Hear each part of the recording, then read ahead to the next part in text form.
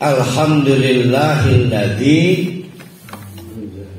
anzala ala abdihil kitab wa lam yaj'al lahu 'iwaja.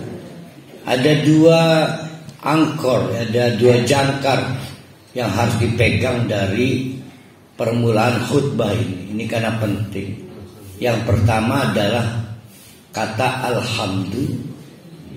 Yang kedua adalah kata abdu atau abdi. Nah, kata alhamdu ini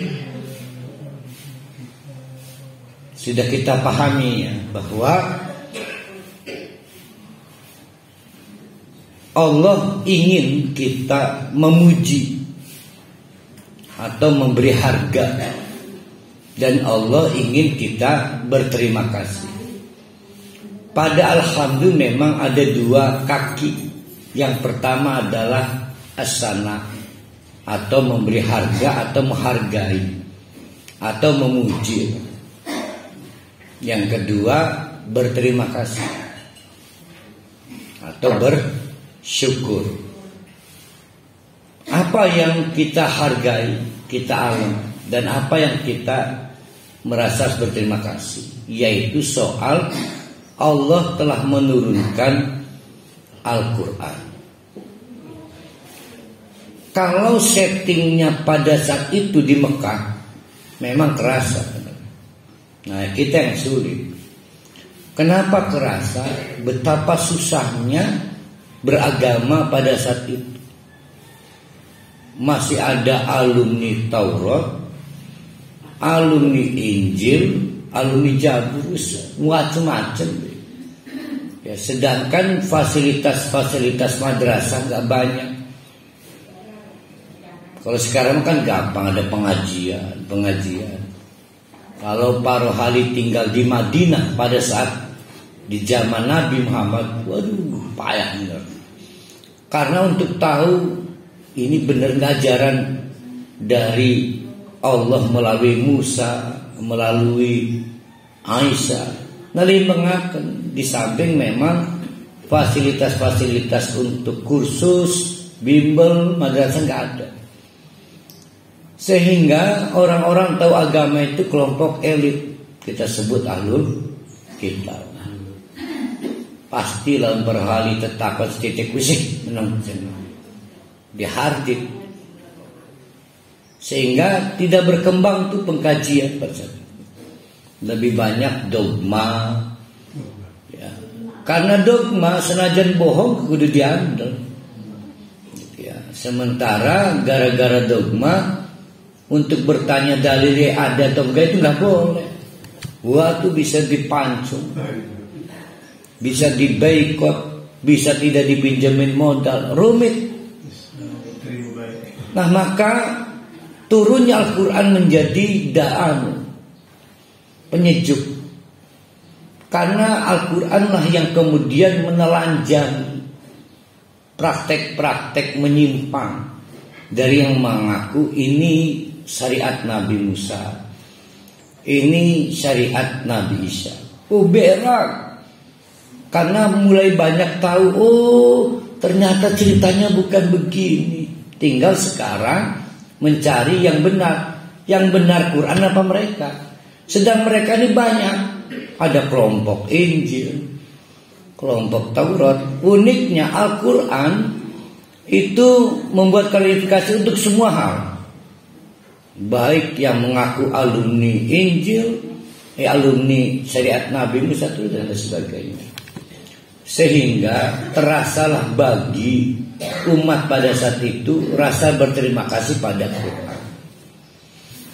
Namun Allah memang menegaskan, alhamdulillah, buktikan syukurmu terhadap Al-Quran. Nah, kendati pun kita tidak berada di setting zaman Madinah atau Mekah, tentulah ada bedanya bapak-bapak, ibu-ibu. Orang tahu Quran dan orang tidak tahu Quran, ada bedanya. Mau tahu caranya perhali? Coba, karena mengekon murtad udah bisa kita nih. Bertanyalah pada orang yang belum pernah kenal Quran.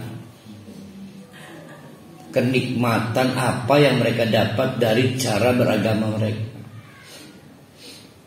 Nah, lalu para ahli cerita kita menduai Quran. Diterangkan dari A sampai Z jumlahnya 6.666 ayat. Itu pasti mereka iri. Karena kitab yang mereka pegang apapun agamanya tidak dapat dibanding-bandingkan, disecek-ecek. Barulah mereka iya ya. Nah, sayang bapak-bapak, ibu-ibu ini kan tidak ikut perbandingan agama ya, studi perbandingan agama. Tapi kalau saya ditanya, Ustaz, perlukah memantapkan hati pada Quran dengan lihat kitab lain? Nggak boleh. Karena hidayah itu murni dari Quran, tidak boleh diambil dari kitab lain. Dan kedudukan Al-Quran menjadi mulia bukan karena ketidakmuliaan pada kitab lain, bukan. Anulah ke kitab lain, Quran memuliakan. Nah itu ya, maka alhamdulillah, berilah harga, pujilah dan berterima kasihlah kepada Allah alladzi anzala ala abdihi, karena secara faktual Allah telah menurunkan Al-Quran abdun kepada hambanya. Kata abdun kemarin kita bahas, pilihannya bisa 3 kemungkinan. Bisa saja ayatnya menjadi alladzi anzala ala rasulihi, artinya sama Muhammad. Bisa alladzi anzala ala nabiyhi, bisa artinya Muhammad juga. Tapi ternyata tidak. Allah memilih anzala ala abdihi.